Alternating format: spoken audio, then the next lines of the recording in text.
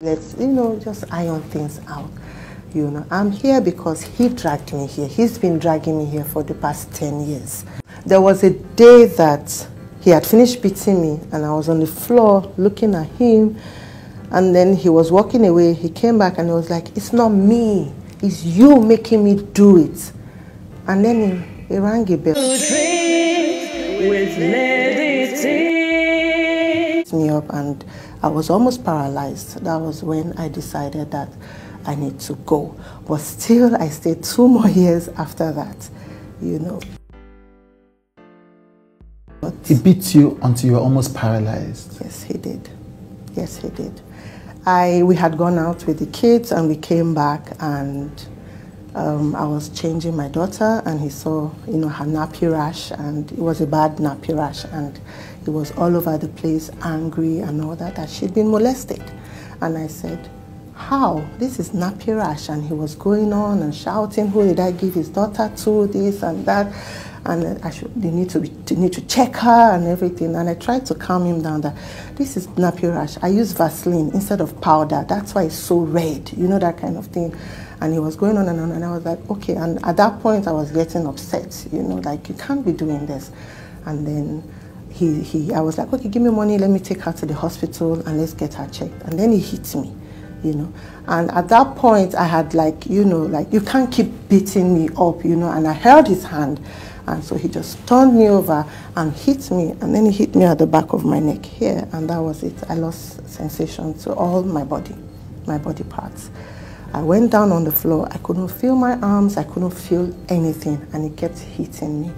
He kept hitting me, and I was shouting, "Emeka, if you hit me one more time, I would die. I can't feel anything." I was only seeing the stars. So when he hits me, it goes poof, that kind of thing. And that was only what I was seeing. I could talk, I could hear, I could see, but I couldn't feel. This was in front of our kids. This was in front of his PA at that time, Debola.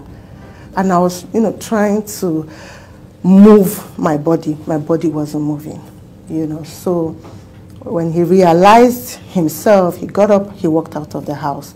And I was there for like 10, 15, 20 minutes, I don't know. I was still trying to move my body. And then I felt this sensation all over, like a million pins, poking me, pricking me and everything. And I think the nerves were beginning to connect or something, And then I got up. And that was when I saw the boy, Debola, peeping from the door. I guess he had told the boy to come and check if I died.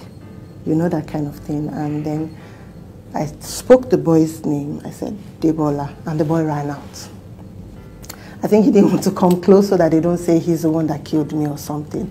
And then I heard his car drive off. And I picked my children and I ran to a friend's house. He's denying it, but there are people that I run to their houses every time he beats me up. People that I run to their houses in the middle of the night. People that I run to their houses and I collapse. All this happened and they are living witnesses. I have pictures. I presented those pictures during the divorce. I still have those pictures, but I'll only give my evidences in court. Right, so wow. For the kids' well-being, you have him have custody of the children, yes. And the court determined that and said you could have access. Yes. And my lawyers had advised that it is a high court, because this was customary court, because we were only married traditionally. It was only that traditional marriage that we had. We never did the formal one of going to the registry, because he always has one woman out there who wants to give him American papers or who wants to give him this paper and that paper.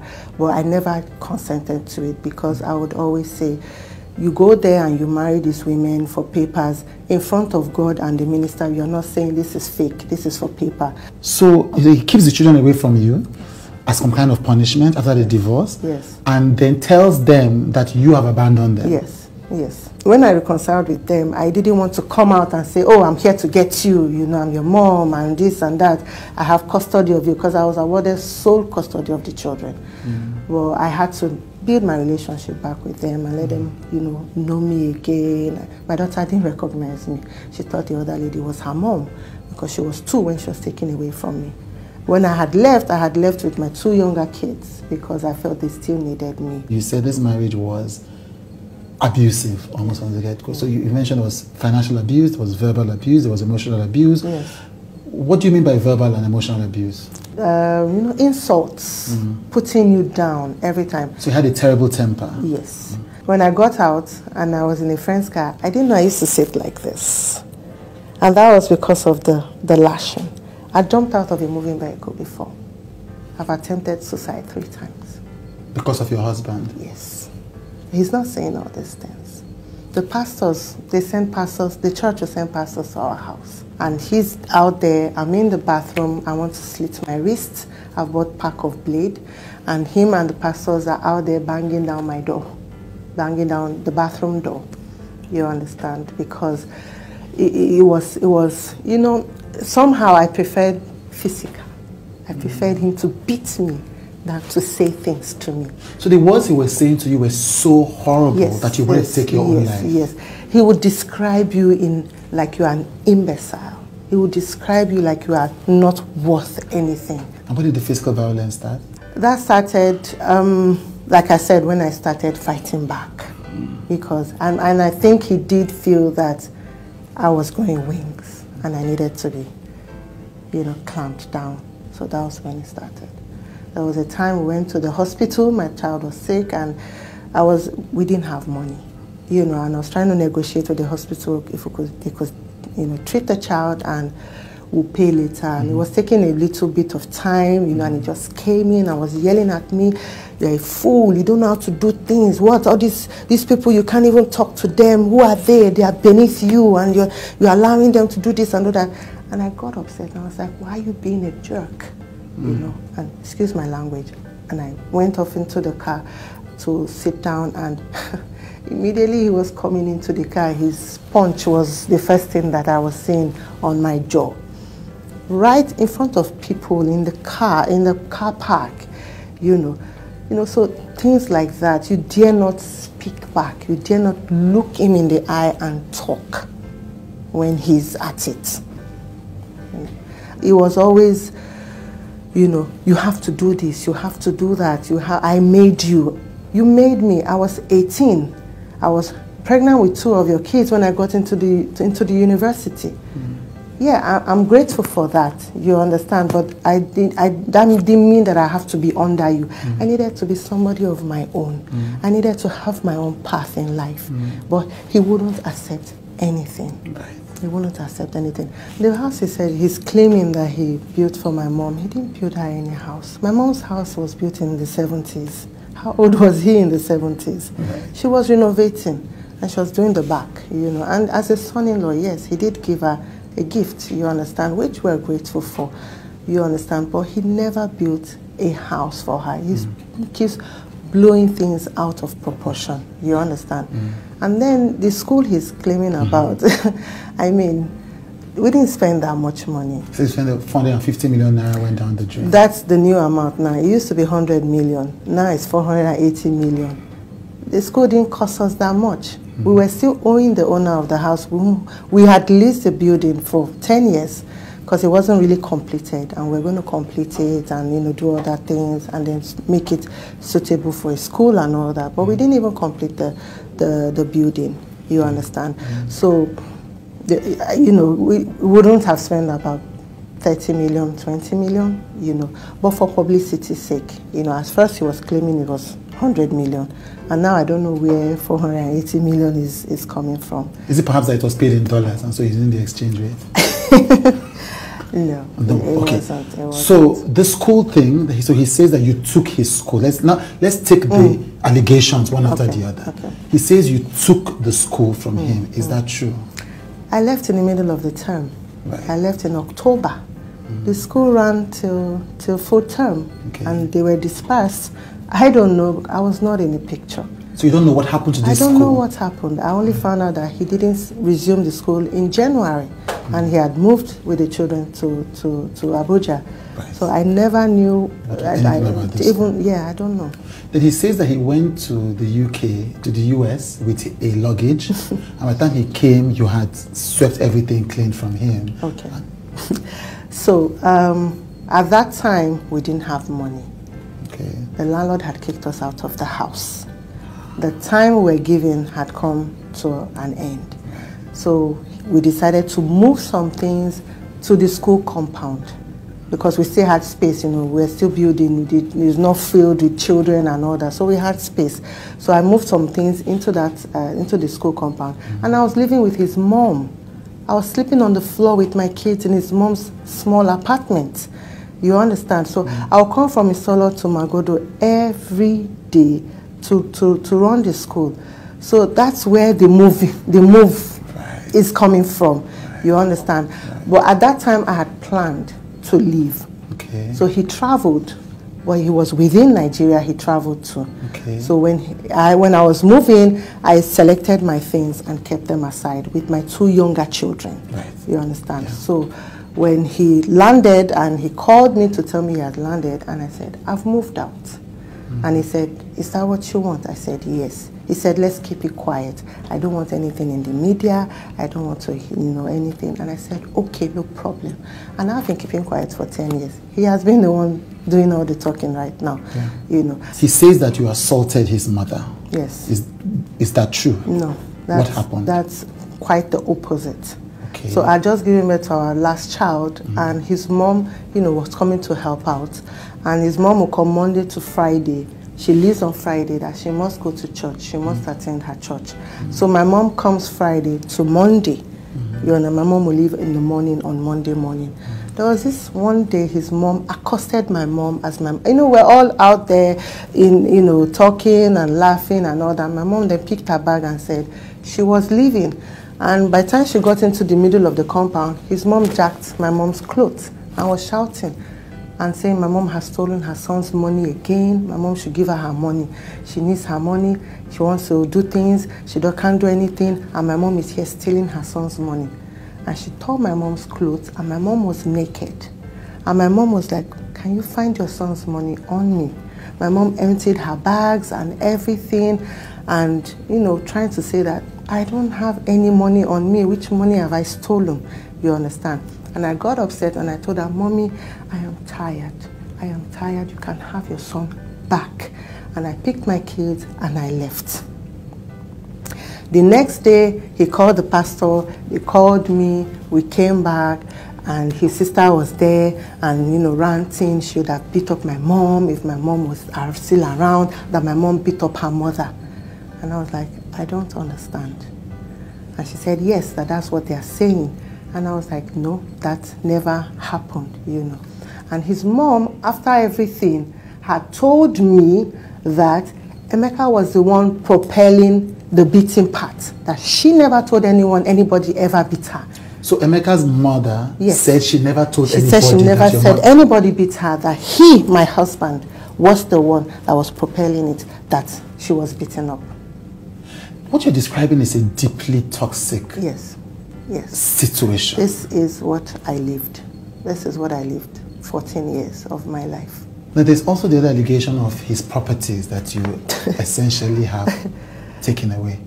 When I left, I only took my clothes, my international passport, my certificates, my 2 children and their clothes. That was the only thing I took. I'm not in possession of his properties, where I did know their locations and all that. But how would you sell somebody's property if you don't have the papers or documents? So you don't have any land documents? I don't have anything. He's the one who, I have heard, has been selling off his properties. You know, we couldn't even finish our buildings and all that because of his drug use. We couldn't make things out of life. We couldn't do anything with, you know, we couldn't plan. We couldn't go ahead with our plans because of his drug use. So he had a drug problem? Yes. When you say drug, what do you mean by drug? Well, I didn't know he was taking drugs. It was when my kids came back, they told me their dad takes drugs. What kinds of drugs? Meds, whatever. They said they found his paraphernalia, you know. And that made me realize why money would finish, why we'll plan and say, okay, this money is coming in, we need to do this, we're going to do this, and all of a sudden, money is gone. You just described him as a drug addict, essentially. Yes. Do you think the drugs that you've alleged contributed to this entire lack of peace? Yeah, he might have. I'm not a medical person, but I think he might have. Even when I found out that he used to smoke marijuana, I had kicked against it. What he said is what makes him sane. He said it's what calms him down. You know, and he tried to make me understand that it's medicinal, it's, you know, it's okay, and, you know, he needs it. You know, but I don't know. What made you keep coming back? This is a man who, you've described that he beats you in front of your children. He beats you in the car park in front of the hospital people. He called you stupid and dumb. You know, his sister and his brother had attacked you. What made you keep coming back to that marriage? I don't know. I don't know. Because, how do I put it? In hindsight, I think it's grooming. It's grooming. And he was threatening to kill me. This man almost poured hot cooking oil on me at the time. He will carry knife and he will be walking up and down the house. I'll just kill you and nobody will know. Nobody will find out. I'll just finish you off. And the day he carried the hot oil, if I did not howl, I had to howl and clap my hands. And then he dropped the hot oil and he walked out and he was still even bragging and everything. And I was on the phone with my sister crying and, you know, he just poured hot oil on me. And myself like, no, he's only bragging. He's only trying to, he won't do it. That was all I kept hearing. Speaking about friends, he said that some people were blackmailing you. That's why you broke up with him, or that's why you had the divorce. I don't know anybody. I don't know any such. If he claims I took his properties, go to court. When my mother died, he arrested me. My mother was 2 weeks in the mortuary. I was in SARS, Ikeja, Area F, Area H. No, after I had left, you understand.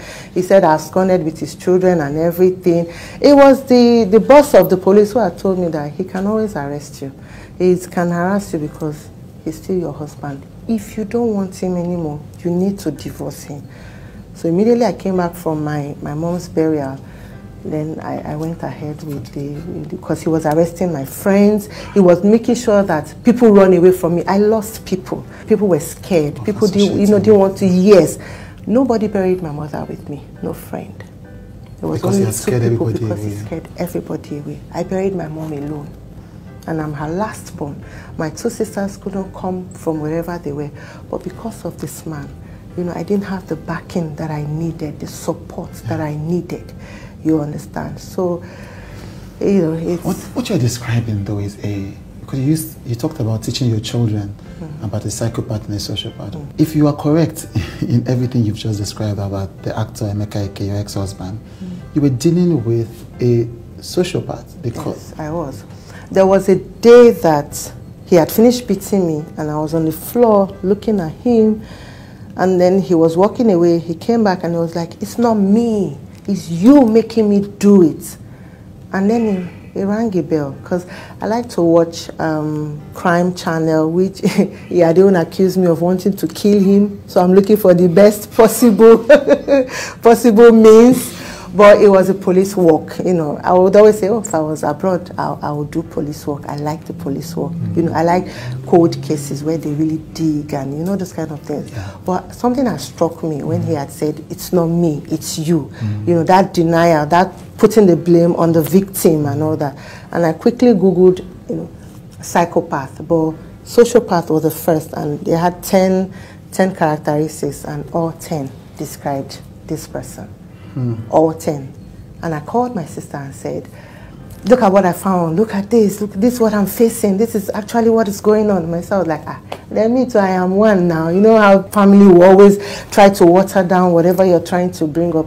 And it wasn't until after I left and he had said something and done something, and my sister was like, Emma, I see it now. You were right.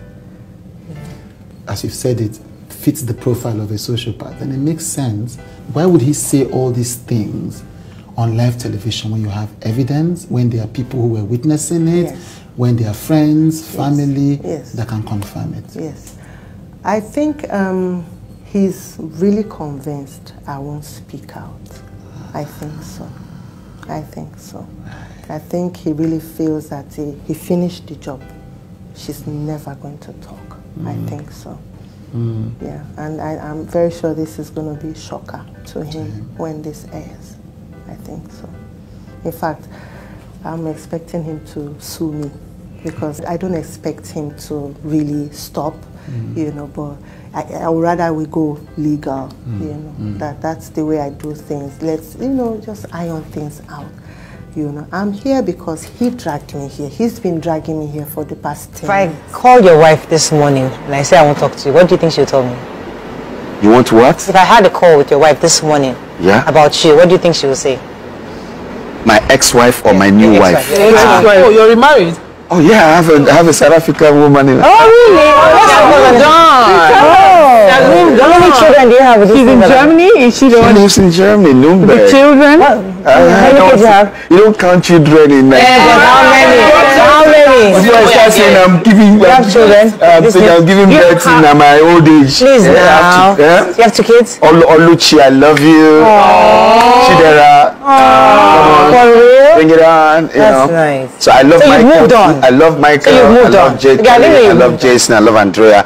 I have fully 6 children. moved on, but I'm trying to swallow everything so that this will not bring it up.